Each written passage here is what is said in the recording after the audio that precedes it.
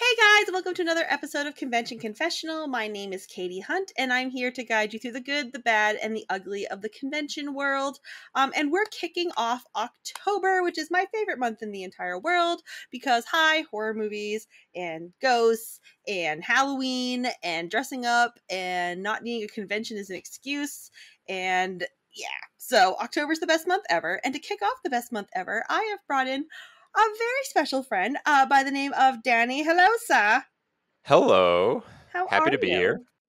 I'm wonderful. You, Danny, our friend Danny here. While we've gone to conventions together and worked together at conventions together, is a writer of sorts. And an award-winning horror movie short, I believe. Yes.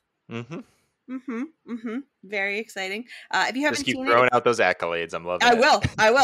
If you haven't seen it, it's called Cottonmouth. It's about 8 minutes, 10 minutes. It's even shorter. It's under 5 minutes. So it's definitely a micro short. It feels like 10 minutes because you're sitting there the whole time on the edge of your seat going, what is going on?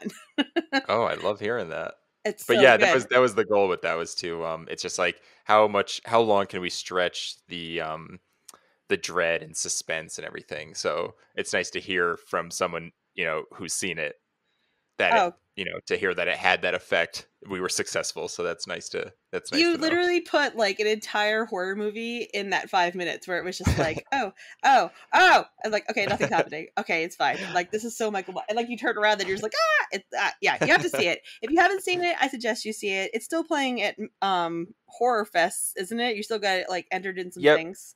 It's like kind of winding down in the festival circuit right now. I know we definitely have one more, Shriek Fest in Los Angeles, which actually, okay, so by the time we're listening to this, it actually already, it already was there. So, scratch that. That's okay. Yeah, congrats but or no congrats, either way. Thank you. Yay! Aw. I'll just edit it when we wait for the results. Yeah. Oh, what a shame. Oh, It man. was a great You know what? time. That's garbage. It totally should have won. And then we pause. Oh my god, It that's won! so exciting! Hey! Oh man. But yeah, and then once it's done with its circuit, we'll be putting it up online for free for everyone to see. Awesome. Yeah. We just don't have a definite date. Yeah, as soon as it's up, I highly recommend seeing it, but I also recommend you pay for it because artists need money. Amen. Amen. Especially these days. I mean, it was funny. This was my first real like official short film and putting it into film festivals and whatnot. Yeah. And it just so happens that it took place during a global pandemic, so all of these festivals were virtual, and which was still fun, but I kind of forgot that there is a sort of like the whole networking aspect and just being around other people and other filmmakers and seeing their movies with them. Right. We missed out on that, but we're still so lucky and grateful to have been a part of the entire process. I kind of feel like too, having it online like that, maybe some more people got the chance to like attend these festivals too that wouldn't be able to. So it kind of totally kind of helped out a little bit too. Like, yeah, it sucked, but at the same time, it's kind of like, hey, I'm here. Yeah, I mean, even like you, for example, you watched. I can't remember which festival it was, but I don't think it was anywhere like geographically close to where you live. No, so you still were able. Like, you're a great example of that. It might have been the one in Florida. I can't remember. I think you're either right. way. Yeah. Either way, I got the chance to see it, and a bunch of other good horror movies too. So, yeah, but you also got Heather Langenkamp as your like star for this 5-minute movie. Yeah, we were very lucky in that regard. My co-director Zach Winsick, we obviously love horror movies, and we threw around dream names for who we could get to star in it, in a perfect world situation. Right. And Heather was literally the first person we thought of because we're huge Nightmare on Elm Street fans. It just so happens that we love her sequels, Dream Warriors and New Nightmare, more than the other ones. It's kind of like a nice little trilogy there. But yeah, it just sort of was like, it was a lot of luck and perseverance, I guess. Zach had worked on a film with this casting director, Chris Freihofer, who had worked on one of the Hellraiser sequels, which Heather had starred in. And this was all in Mhm. Oklahoma, where Zach lives. Mhm. And Zach reached out just on a whim, like, if by any chance she's available, we'd love to be in touch with her. So Chris was able to help us out, and we sent her the script. We wrote up a little, sort of like a kind of like a page long pitch, just to sort of kind of give her a better idea and understanding of like what the movie was, who Mhm. was behind it, what we were making, what the goal was. And she just said yes. And it, it was really that simple. Heather is genuinely one of the sweetest people I've ever met. The second she came on set, uh, she she took Zach and I into the main bedroom where most of the movie takes place, and she just had she had questions before that. We had spoken on the phone and other chats and stuff. But she came in and she's just like, here's what I think. What do you think about this? Can I do that? She just wanted some clarification, and she was just such a trooper. We shot for 12 plus hours all night. It was a one night shoot, Mhm. and she just was a true professional and so forgiving of our any, I guess, shortcomings as new filmmakers. She just let us do our thing and kind of learn as we went, and she helped us. She gave us these great ideas, for editing and effects, and even just for scheduling. We had our night scheduled, and she recommended something because we were shooting with a lot of creature effects. And she has a lot of history working with creature effects, but also with her husband, they own a makeup effects company. Right. They've done things like American Horror Story, Cabin in the Woods. Yep. So Yep. to have that insight, as a new filmmaker, it was incredible. It's one thing. It's like, yeah, you get past like the awe that you're working with someone like Heather, which I still haven't really gotten over. But then for that to sort of like come with all of these other great benefits, and it was a dream come true. It was such a great experience. That's awesome. But like I said, if I ever gets a chance to see that movie, you got to watch it, guys. You got a full length working too, right? Yeah, that's the reason why the short is so short, because it's really just a proof of concept for a feature. Mhm. The feature script is finished. Um, there are some really, really fun things happening with it right now. I Nice. can't really talk about them, And that's which okay. sounds so like ominous. It also makes it sound more important than it is. But It is I important, just Danny. Remember that. yeah. But it's very exciting to see where this little short is going. The feature's done, and l- things are happening. Is And I all get I to can play a say. dead body. 100%. That's what you told me. That was the whole deal. Hmm. Well, what's funny enough is the feature is a lot. The way that it turned out, like the final product, basically, Mhm. is a lot different than what my original idea was, in terms of kind of the direction it would go, in terms of how horror focused it would be. Like, it's definitely still a horror movie, but Mhm. it ended up sort of evolving a little bit. So I will say, there are dead bodies. There Yay. are fewer dead bodies than I Mhm. expected. Right. But I have no doubts that we can fit you in as one of the corpses. Yes. Limited Talk about spot. cosplay. Killed it. Yeah. Yay. Well, I mean, speaking of horror stuff, we've come here today to talk about conventions, and you have also attended many conventions in your time, my Hmm. dear. Yeah. Some of which with me, working with me at Yes. Connecticon, um, and what a time that was. Oh my But god. please, you've come with stories, my love. I'd love to hear them. So my What? stories are more just like chaotic anecdotes and ramblings. Love it. Because my whole story with my experience, I guess, with cosplay is funny. I've always been sort of a backseat driver Hmm. cosplayer. Hmm. In that I I don't do any of the difficult work. My friends do that, and then they bring me along for all the fun and festivities. And um, yeah, it started off at around 2012, I want to say, when my friend Christy Lynn, my best friend, lifelong friend Christy Lynn, Mm-hmm. who's an incredible cosplayer. If you've seen her work, you know she's just one of a kind. Oh yeah, 100%. She was Um, on the show for that Forever Forks festival she does out there. oh yeah, she's Twilight. She does the Bella cosplay, and she's just incredible. It's just like Mm-hmm. it's kind of wild the resemblance Yeah, it really of is. her and Kristen Stewart. Yeah. But yeah, she and my friend Nikki, they well, if so, okay. So my introduction into cosplay started with watching the show Doctor Who. Mm-hmm. They were convinced, they're like, Danny, you're going to love this show, but even more than that, we really think that you could cosplay the 11th Doctor, played by Matt Smith. And at that point, I knew what cosplay was. I knew that they did cosplay, but it Mm-hmm. was so foreign to me.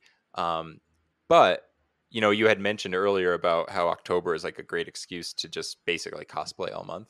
Yep, Um, 100%. it kind of was like it was kind of a perfect setup for me because I've always loved Halloween. I've always loved dressing up. Mm-hmm. So then to find out that like some of my closest friends are just going to conventions and doing this as a pastime year round was like, okay, that's perfect. So I obviously, I mean, if you're a Doctor Who fan, you know that like it's very easy to get sucked in. So I was sucked in immediately, obsessed with the show, still am. And once they asked me if I would officially cosplay and go to conventions with them, I was like, hell yes. So again, though, it's funny because none of my stories when it comes to cosplay have anything to do with like the chaos and craziness of putting together costumes and cosplays and everything because I physically did not do those things. um, Christy Lynn and Nikki walked me through the whole process. They helped me, you know, track down certain articles of clothing, like for example, the 11th Doctor's jacket and his little tweed coat. And then when it came to other things that had to be made, like his shirt and I think we even made the bow tie from scratch. Oh, nice. Christy Lynn did that. She just like, I mean, I would, again, like I said, I'm a more of a backseat driver cosplayer. I Just show would up and be look there. pretty, I know. Yeah, I would be there to just like show emotional support. Like playing Nintendo like in the background while Christy Lynn's up until 3 a.m. sewing. And then like tweeting about it or making Facebook posts. Ugh, Um, sewing is so exhausting. yeah. And then I don't think, I mean, please anyone call me out if I ever like pretended to take credit for any of that, but um I definitely cannot take credit for any of it. I simply posed and had fun and frolicked through conventions, which started with Connecticon in, I believe it was 2012. Yeah, 2012 was the first one. So we kind of hit the ground running. It was like get inducted into the Doctor Who fandom, Mm-hmm. sign on to being a cosplayer, and then within a few months we were, you know, getting in the car and driving to Hartford, Connecticut for the convention. Yeah. Um, and yeah, and that's where. So I remember it was funny. So where you come into it was Me. Christy Lynn and I were like obsessed with you. First of all, because you ran the show, you were just like the MC, and you did everything. So you were like the face of the convention, and we're like, oh my god, she's so cool. And there was this one point where you came up to us, or maybe we came up to you, one or the other, and you were so friendly and so just, I mean, you're just, your personality is just so amazing, and you were so friendly and inviting, and we were literally felt like we were like the cool kids. We are like, oh shit, Katy Hunt is talking to us, she knows who we are. And that sort of evolved like kind of organically into us just keeping in touch. Yeah. um It was funny when I talked to Christy Lynn, we were talking about that Connecticon. There was a point too, you guys had come in for judging when you did your Merlin group. yes. Um, and when Christy Lynn opened the door and saw me and closed the door, it's like we were all like, "Oh no, that poor girl!" And they just lost. And then you guys came in after. I was like, "Oh." Okay, just didn't know if it was your turn. Sure. And then the Christy Lynn like breakdown of like, I know this is completely irrelevant, but we love you, and I'm like, oh no, Aw. oh You're no, like, what oh have I no, done? we've got super fans. But the whole time that she was doing that, and like I said, like I still remember everything she said, obviously, but I can only remember like the whole time she's going around, and I'm looking at you, and I'm just like, holy shit, he looks just like the guy that plays Merlin. Like the whole time. And you left the room and that's all we could talk about was just like, oh my god, Oh, he that's looks so just like sweet. him. He looks That's just a like him. really big And compliment. I feel like our entire cosplay career together after that, Danny, was just like a slew of, oh my god, he looks just like him. Like we made sure that you just like cosplayed people that you like looked like so we could just throw people off. Like when we Oh, did, 100%. let's see, when we did 2014, because that was the last year we all did Connecticon, and we Yeah. had the Masquerade and we had the Glee dating game. Yes. And Ryan wasn't sure if he was going to host with me or not, like if he was just going to play like a side character because he was busy because he was like vice president of the convention. And if you remember at first I was like, oh yeah, you're going to play Kurt. And then suddenly it turned into Sebastian because Ryan was like, oh yeah, I can co-host with you. And I was like, well, okay. And we made you Sebastian from Glee. And if I can find the picture, that's the one I'm using as your like promo picture. Oh, yes, please. Because you look just Is that like the one where I'm like holding a rose? Is that the same we picture? did the school pictures. So our friend Krista was the photo booth that year. Oh, I And love Krista. yeah, we were joking around. We were just like, man, we're dressed up like high school kids. Like I wish we had like those backdrops. And she just drops this backdrop that looks like the 1998 like classic school backdrop. Remember, we had our hands folded. Yeah, just We like got, the like, the poses box. and everything. It's so funny. Yeah, and then there was the one with the roses, and there's like all the roses that we had in. Oh my god, it was so good. But I remember See, that's what I'm. Oh, sorry. What were you saying? No. I was just gonna say that's what I mean when I say all of my cosplay stories, like my little journeys, are all like these little like moments of like just craziness because I just was like following. I was like a dog on a leash, or like come to the convention, wear this, do this, have fun, go out and play, and then through that, I just kind of like encountered these just like really fun experiences.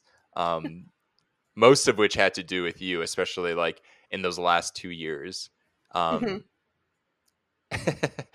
yeah, I remember the Merlin costume, especially because of the wig that I had to wear. Even though I have like the same color hair, there was just like there were some like textural differences. It was a Super Bowl cut. Yes. You weren't cutting your And hair Christy like Lynn that. insisted I wear it, and it was hysterical. But I also loved it because there is that, like cosplay is all about, immersion and everything. And there's something about like the more you put on your body, the more immersed you feel in that character and in like the whole environment. So I wasn't 100%. mad about it. Now, you have to take the credit for your Prince Philip costume because you definitely made that. That's the good point. That was like a hodgepodge of just like, I mean, I even like my shoes were just long white socks. Yeah, they were. Though I will say I did steal like the shirt may have been Merlin, but then the cape was Arthur. It was just like it was just a combination of a lot of things. I forgot about Prince Philip. Oh, I will never forget about Prince Philip. To this day, I get anxiety about like, I'm like, am I the reason why? Because I know like there was like, things happen. I know that you had parted ways with Connecticon. Oh my god. Are you seriously going to say that you think you're the reason we don't do Connecticon I genuinely anymore? was like, I feel like I did such a piss poor job in my performance that like it gave people like reason Danny, I to second guess this podcast to be the intervention to let you know that yes, that is the reason. No, I'm kidding. It's not. You are not the reason we don't do Connecticut anymore. I promise you, it was not you. You were like the last thing that would have caused us from stop doing Connecticon. So please rest Okay. easy. You're I will. good. I will. But I do remember because Thank you. it was literally like 2014 Connecticut Masquerade. It was Harry Potter and Maleficent themed. Yes. And at the end of the Masquerade, spoilers, you can watch the whole Masquerade on YouTube. It's up there if you just type in like Connecticut Masquerade 2014, so you can see yourself in your cute little red outfit. You're adorable. Aw.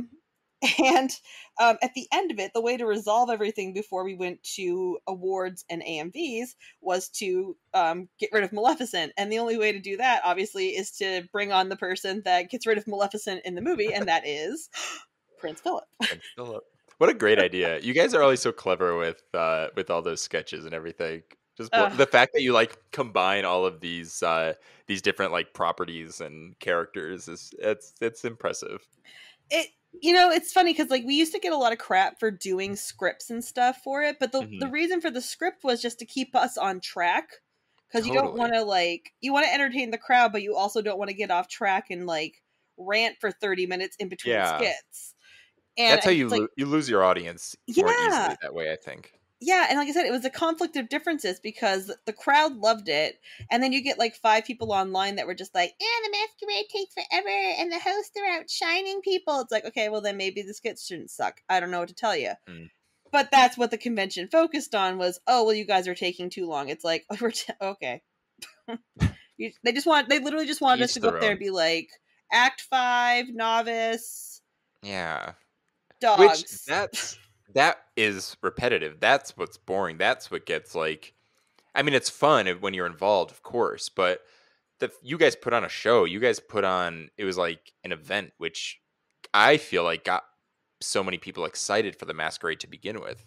Yeah. So when you eliminate that from it, it kind of, I don't know, you're like ripping out its soul.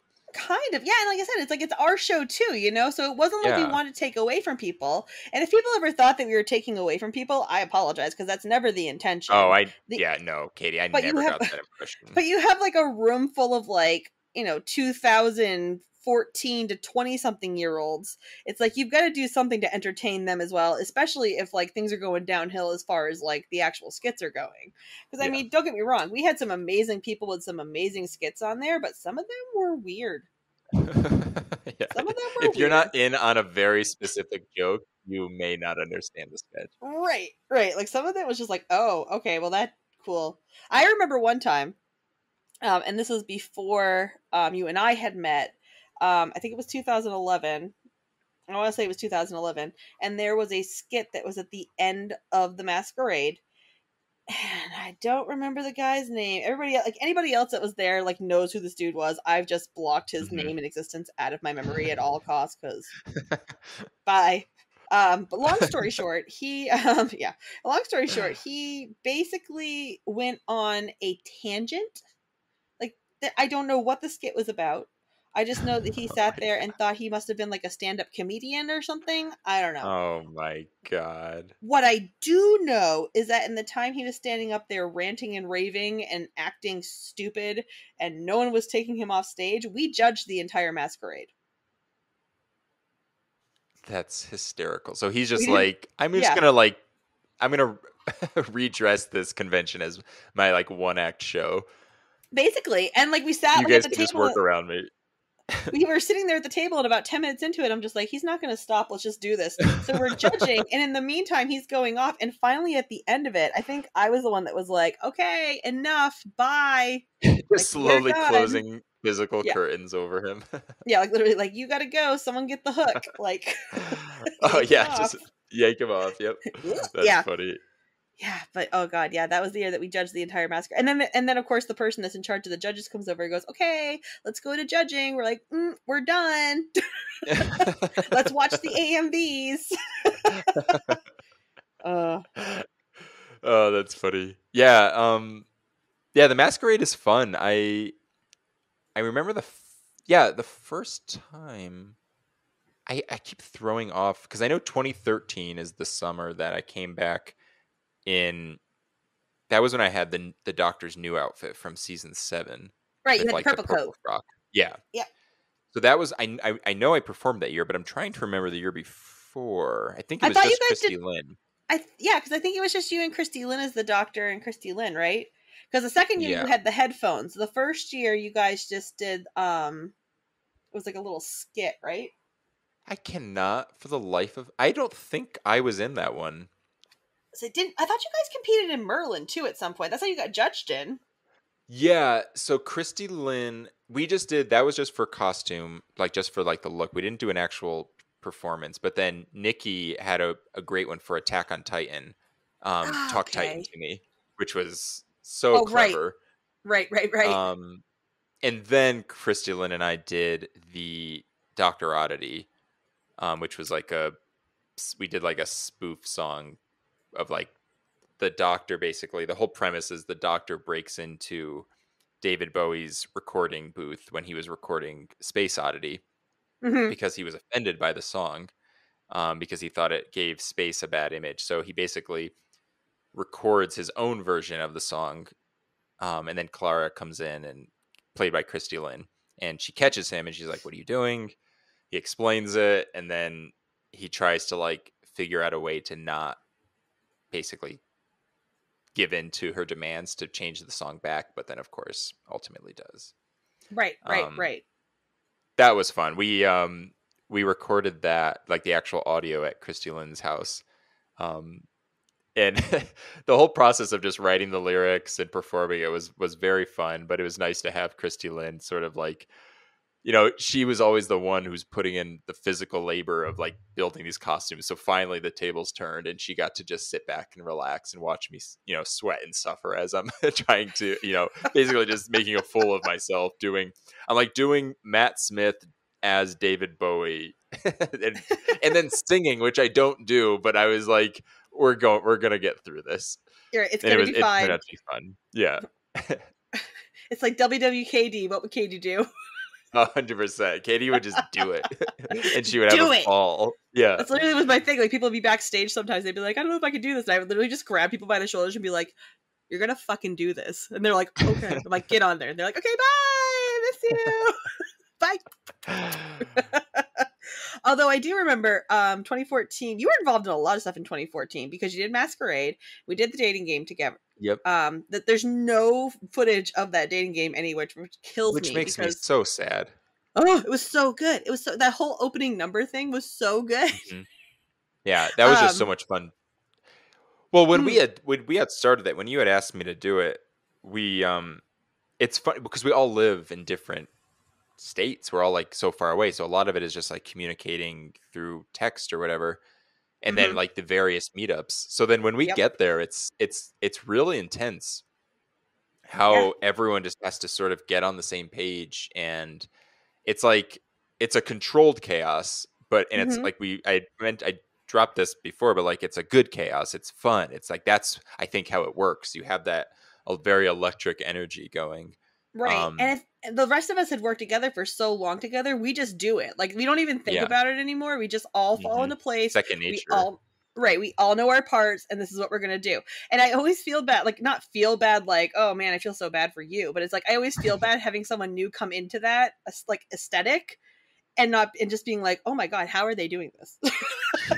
She's like, "We're here and we're practicing. Where are you?" And it's like, "I'm making my entrance now." Well, again, like you were I mean you are like you're cosplay royalty. That's why you're running this Oh my amazing god, stop it. cosplay podcast. You are though. That's what got me Really? excited about being involved in all those events, because it was like literally, I know this sounds like flattering and stuff, but like it was genuinely so fun and it was a big deal for you to be like to invite me on board to feel a part of that. So it gave me that extra boost of just like I don't know, like it sparked that energy to want to do more, to really like put my best foot forward. And it made the whole experience so fun. The only downside, though, I will say, is it makes the convention experience go by so fast Yep. because you're just like your hands are in every pot, Yep. basically. It's true. It's like it happens like like literally snap your fingers. You're like, it's Sunday. Where did I go? Yep. Like, where am I? Yep. Who are you? You wake up next to weird. Oh Yeah. God. And then you just wake up with that like post-con depression. You're like waiting for next year. And but no, that was fun. That was so that yeah, 2014. That was the last year I was at Connecticon, which is I know. so weird that it was that long ago. Yeah, Um, right? Like but it feels like yeah, it was just like a couple years ago, and now you're just like, oh my god, that was almost 7 years ago. Never mind. it's insane. Because yeah, Yes, that was the year we did 12th. I did the 12th Doctor just to be fun. yep. Even though I share the only resemblance I think I have is the arched eyebrows, but No, that's you about look it. just like him. Oh, really? You literally walked out of the bathroom with the baby powder in your hair, and I'm just like, what the fuck? Like, are you kidding me right now? What You're have like, you what? done with Danny? Where is he? Which is another picture that I could probably use for promotion for this, but it's Oh, like, please. That I'm was just gonna so make a much fun. collage. I'm like a collage of all these pictures of you, and people are gonna go, "Oh my god, is that the same guy?" But like, it is. I It love it. really is.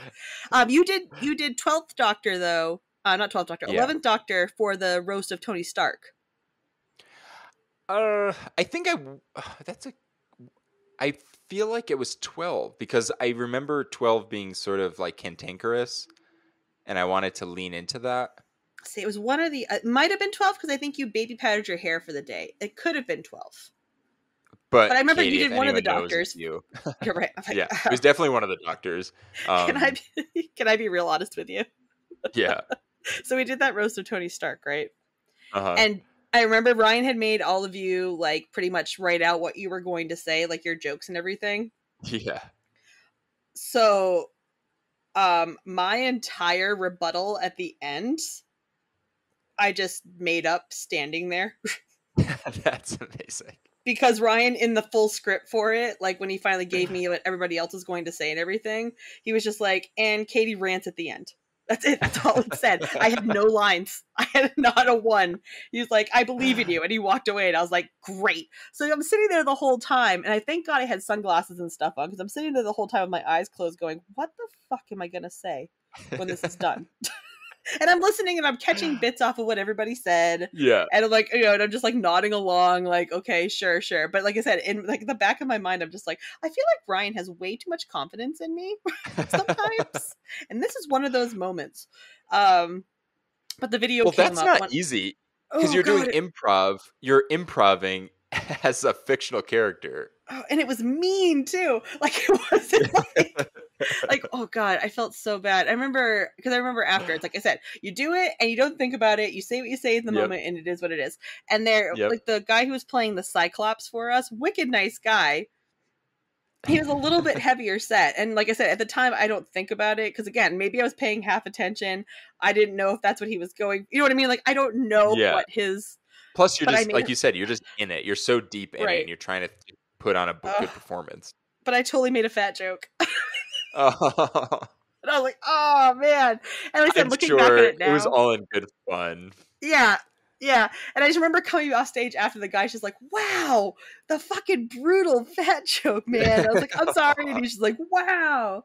And like to this day, whenever I see that rant, I'm just like, oh man, I remember I don't know if I wrecked that dude's night or if he was just like impressed. I don't know what it was. But I still feel bad It was a about it. genuine roast. Like there were Right. no no Yeah. punches were pulled whatsoever. It No. was actually I was just like, I was aggressive. given a task and I knew Yep. what the assignment was and I completed the assignment. I love it. And you killed it. But yeah, oh god. Yeah, no, but there was something there was we roomed together Yes. and that's with the redhead. Do you remember the redhead? No, I don't. I remember who was there, but I can't. No, Who so was the redhead? you'd gone downstairs to the rave or the dance or whatever it was. Oh, that's right. Katie, you're like literally opening up memories that I completely forgot about. Like coming into this episode, I'm like, okay, I have some fun stories. Oh, I'll talk about that and that. I forgot about the rave. Yeah, oh yeah, that. But I just remember like, and I don't remember all the details of it. It's just like I remember you coming back to the room and just being like, okay, so there's this guy, and he's got red hair, and like, we're just like, where are we going with this, babe? Like, what's going? And I just remember you like ranting about like this redhead kid, and it was funny. I'm gonna get ripped apart for this because I never knew this about myself, but apparently I have like a thing for gingers. We've noticed. And I've never actively been like, oh yeah, I like that person because they have red hair. But then you look at like the people that I've dated in the past and I'm like, oh wow, there is there's a very ginger pattern leading up to Damn. me right now, and that's The so funny though. Weasley family's not safe with you. No.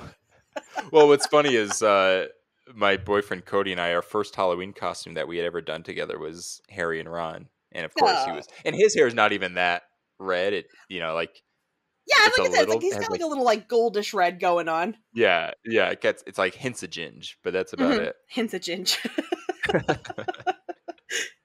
Oh That's gonna man. be his autobiography. Hints of ginger. Yeah. Oh god. If it's not, I'll be very upset. If that's Me not like too. the actual working name for it. Oh my goodness. Danny, thank you so much for coming on the show. It is always a Oh, delight talking to you, dear. I miss Katie, you. it's such a delight to when you texted me, there was not even a second of hesitation. You asked if I could be on it, and I was like, "Oh my god, yes, please, thank you. You guys, it's happening. It's happening." It's happening. I've been waiting for this text. I've just been sitting by my phone for years, The hoping you would beard start a growing. podcast, and then hoping you would invite me on it. I know. But short movie, who cares? Yeah. Podcast? Yes. Is there anything you would like to promote while you're here, my dear? Well, yeah, we talked about it earlier. I have my short film Cottonmouth Mm-hmm. that I wrote and co-directed. That's still in the film circuit right now. It's kind of like at the tail end of it, so it'll be coming out of that soon, which will let us put it on, Vimeo and YouTube and everything, Mm-hmm. for free. Just go out and watch it. For free. Um, yeah, and then honestly, right now I've just been sort of heads down writing for Mm-hmm. most of the pandemic, Yeah. and just working on that. So if you want to just, I don't know, keep in touch, give me a follow. I'm on Twitter and Instagram at Danny Salemme. Um, yeah, and that's it. Yeah. What As was far as cosplay goes, it's one of those things that sort of like, kind of like, I don't even know, like, I'm not actively cosplaying right now, but when the opportunity comes, I try to jump on board. Like, Christy Lynn, who I had mentioned earlier, she and some friends, well, she and Nikki and our friend Lauren, they came to New York when I was living back in Brooklyn, and for the Blossom Festival, and they have cosplay there in the park. So of course I, threw on my 11th Doctor outfit and grab my sonic screwdriver. So like things like that. But I am hoping, Christy Lynn and I have talked about kind of doing a little comeback tour, so to speak, where we can do some old cosplays, some new cosplays, and just have fun. But as of now, there's nothing actively happening. But soon. But soon, with an asterisk. Soon meaning soon, or soon later. Or soon never. Yeah, I hope not. Soon is a dirty lie. um, well, let's see. I'm going to promote something real quick. My book's coming out. Oh my god. I wrote a book. It's about me. I'm terrified. It's got some juicy stuff in it. It's got some life stuff in there that I hope that somebody will pick up and read and go, hey, you know what? I've been through it too. Like, that's exciting that somebody else kind of knows how I'm feeling. A lot of behind the scene convention stuff. Some stories that I've already shared on the podcast already, in a little bit more detail in book form. And yeah, so that book is going to be called That Could Have Gone Worse. Life Lessons from a Dinosaur Cosplayer, and it should be out. Oh my god, Katie, I'm so excited about this. I had no idea that was happening. Now you do. Order on Amazon, kids. Order on Amen. Amazon. Oh hell yeah. People, buy that book. I'm 100% buying it, and I'm very excited about that. Well, thank you, Daddy. And happy October. Yeah, happy October. This is the best month of the year. It is. Yeah, Cody and I are still debating what we're going to be. I really want to do Dewey and Gale from the last act of the first Scream. I'm even sporting a mustache right now because I'm trying to get into that like Dewey mindset. Yes. I just have to make sure I can get all, because like I said, we're doing a lot of traveling, so I want to make sure I get all of the costumes and just all the pieces and parts Right, right. in time, but we'll Um, see. I'm thinking I can't decide between Ghostbuster or Seymour from Little Shop of Horrors. I haven't decided Oh yet. my god, both are great. Can you I like can know. it be interchangeable where you like throw on the jumpsuit and then take it off? Well, I guess you Well, couldn't really do that with Seymour because that's right. maybe the yeah. The Cinderella Scratch reveal where that. I pull a string and it just like unwinds itself. Yeah, I'll get I right on love it. that. Yeah. Yeah, Katie, I know you have a book coming out and you're running this podcast and you work and you're dealing with a global pandemic, but try to make that happen in a Okay, month. just for you, baby. I will make that happen. Perfect. All right, folks. Have a good night. Thanks for tuning in. Bye.